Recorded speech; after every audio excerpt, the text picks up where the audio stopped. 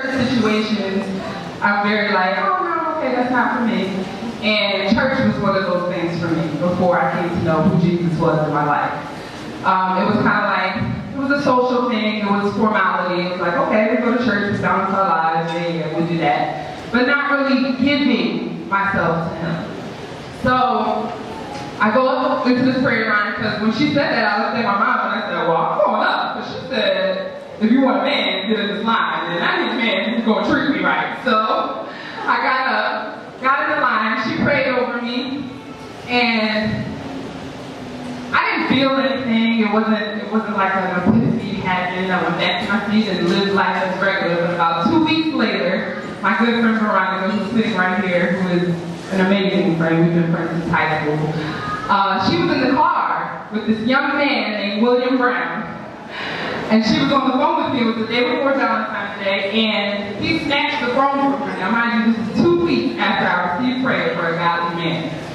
So, from there, we met, things happened, we had a baby, we got married, we had a baby, we had a baby again.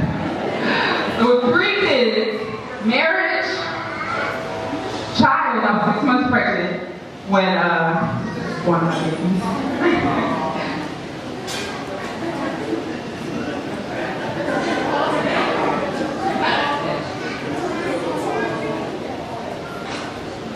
Sorry. So, where was I?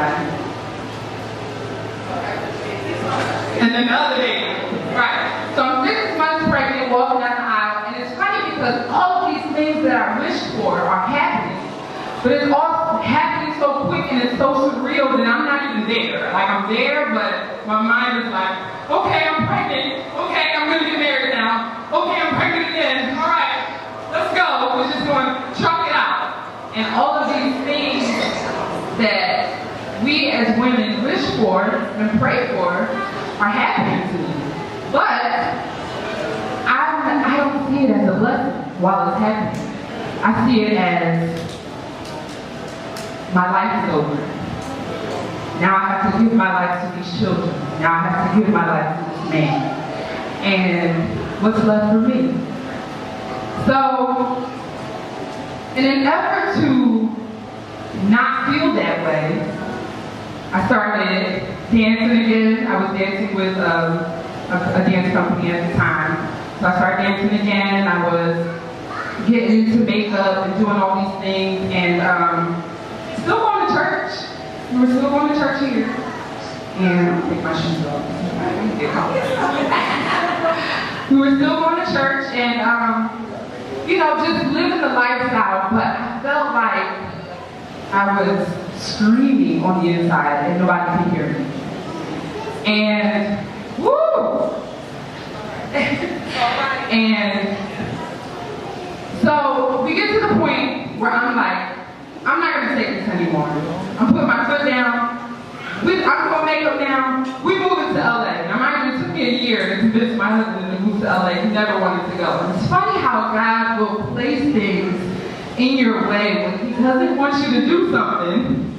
But sometimes we as people can just be like, no, I'm going to do it anyway. I don't care what you say. So I just shrugged my way through because I got pregnant again with my 3rd baby before we were actually supposed to leave originally. And I was like, that's okay. When Pop this baby out, we're going to go after. And we did. So my husband gets on a plane. A month later, I get on the plane with my sister-in-law Candace and our 3 babies. That was an interesting flight. And so we get off the plane and I'm in LA, La La Land. I get out and I'm like, yes, this is beautiful. This is my home now. Go to the apartment. The apartment was small and in a not so great neighborhood, but I was like, that's all right. We're gonna move on up from here. So after this whole journey happened, I realized that God will sometimes give you what you want to show you that that's not what you need. And that's exactly what happened to me. So I get to LA, and within months, within the first 2 months, I had received a call from the makeup artist, the key makeup artist at Love and Hip Hop. She wanted to, now mind you, Drew April Daniels, who's going to be speaking after me, she referred me to some people. She had some connections, and I got the job. So I'm on set. I remember I took this picture. I'm like, oh, thank you, God. I'm so grateful for this blessing. Posting it. And I really was. At the time, I really was like, I can't believe all of this is happening. It's so wonderful. So a year later, I get bumped up to key makeup artist of the show. So I'm with these women. I'm sure y'all see Love and Hip Hop. Don't act like y'all watch Love and Hip Hop. So I'm with these women in their intimate spaces, their houses, their cars. I'm with their children. I'm with their boyfriends. I'm with their parents. And I'm seeing this whole world of a lifestyle that I thought I wanted. And my spirit was fighting against it. Even still. So I'm in Philadelphia, having all these great things happen, and I'm still unhappy. Moved to LA, all these great things happening that I thought I wanted, that would make me happy, still unhappy. So, God took me through. I made a lot of bad decisions, almost ruined my marriage, but thank God for a godly man who never gave up on me. Even when I gave up on him, even when I gave up on myself, he never gave up on me, and I thank God for that. But God took me through a long journey, and why I want to talk about if your truth is a lie is because it's almost like I've crossed a bridge. I've crossed over into new territory where I don't just say that I believe God, but I truly believe Him. And I truly believe that He is here, and He's with us, and He exists, and He is just everything. And sometimes we say that as people who believe God, but we don't actually believe it. And that's where I was. And I was trying to be ministered to from some people. I had two friends in LA who, one of them bought me a Bible. She was like, you should do this. Like, go read that and talk to Jesus.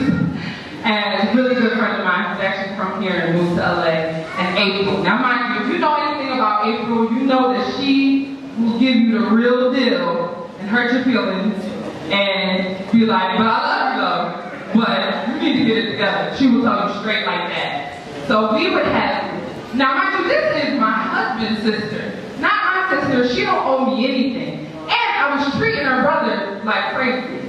So she had every right in a worldly sense to say, forget you, I ain't helping you with nothing.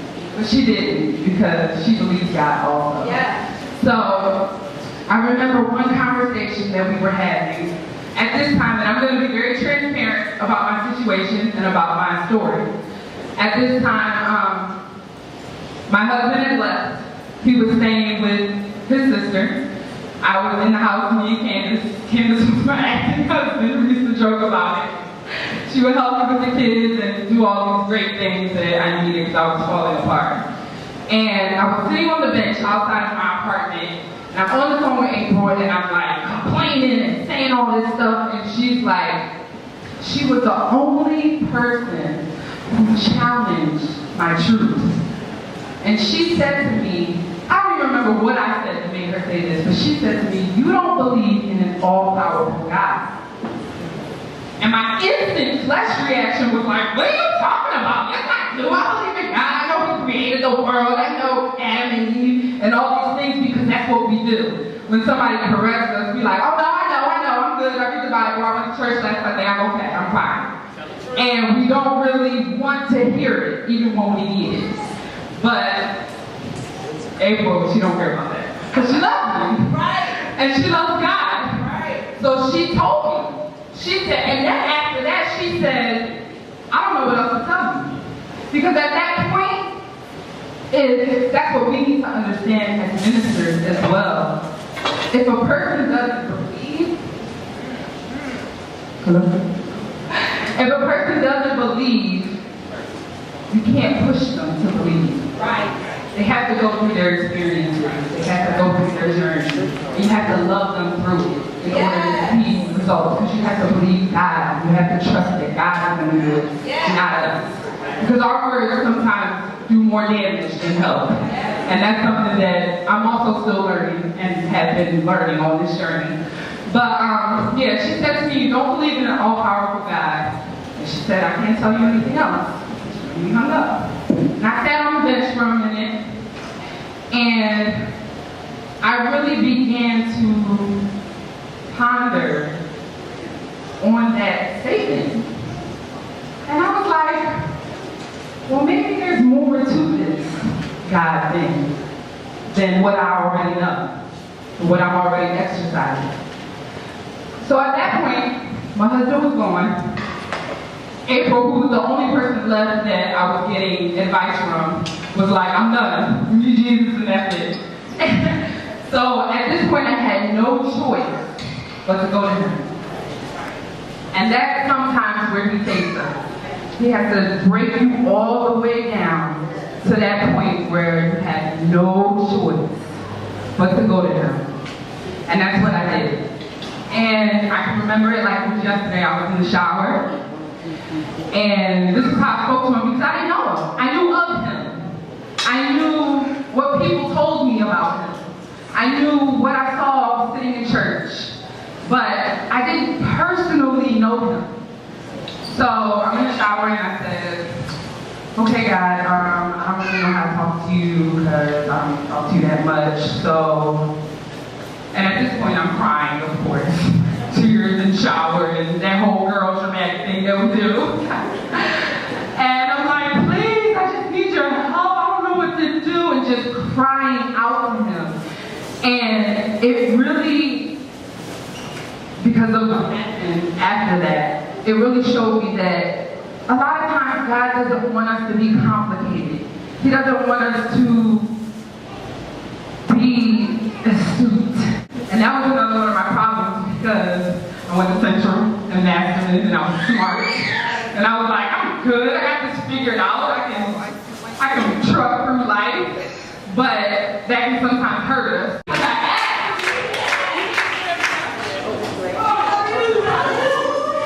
So just don't stay stuck in your life. We as women, we have to know that we're worth so much more.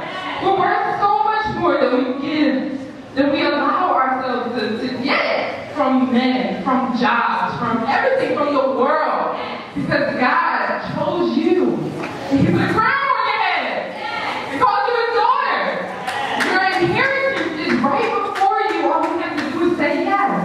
Just say yes and get a little bit of work involved.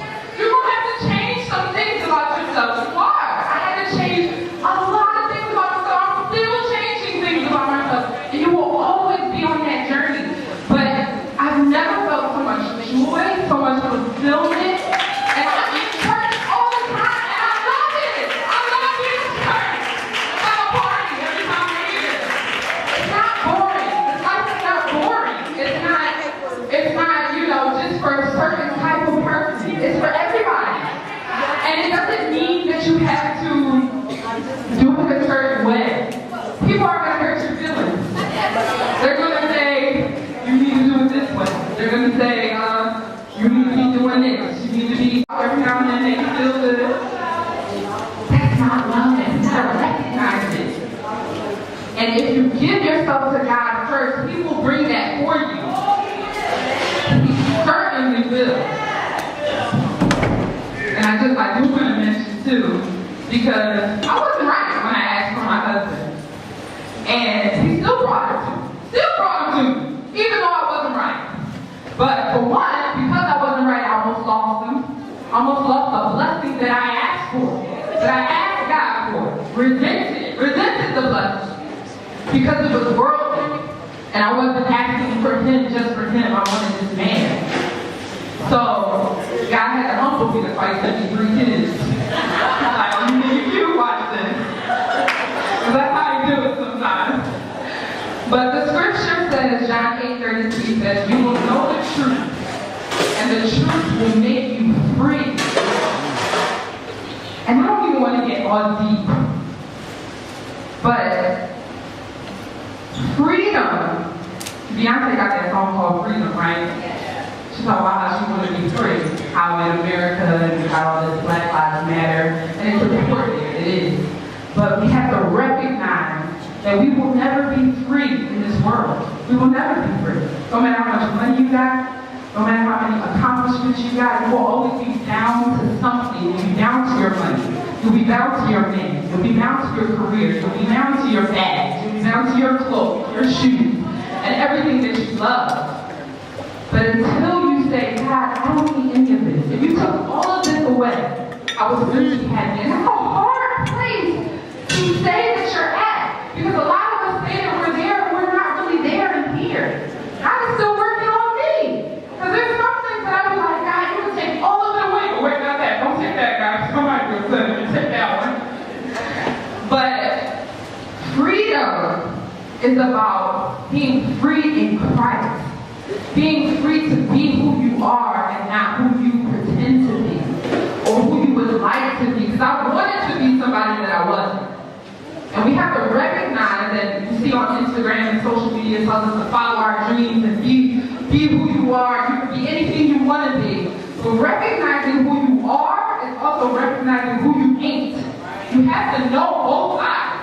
Because you can't be trying to be something that you weren't created to be and will never make you happy even if you get it. You can be the top CEO. You hear about it all the time. These people are committing suicide. Their families are falling apart. And they're millionaires. Why do you think that is? Because you know him. And they don't know that if all of this stuff gets lost, I'll still be okay. Because at one point, he's going to come back. And I know we don't like to talk about that a whole lot. We don't like to get deep into the scriptures. But God showed me that you can talk about this. It's like you can tell them the truth. You can be real. So ask them, what am I supposed to say to these women? Like these women have been in church for years. They got mothers, they got daughters, they got grandmothers. Who am I, little old me who just found Jesus 7 months ago? What am I going to say? And he said, tell them the truth. Tell them my truth. Because his truth is the only one that matters. It's the only one. So, that's it. I'm going to wrap up.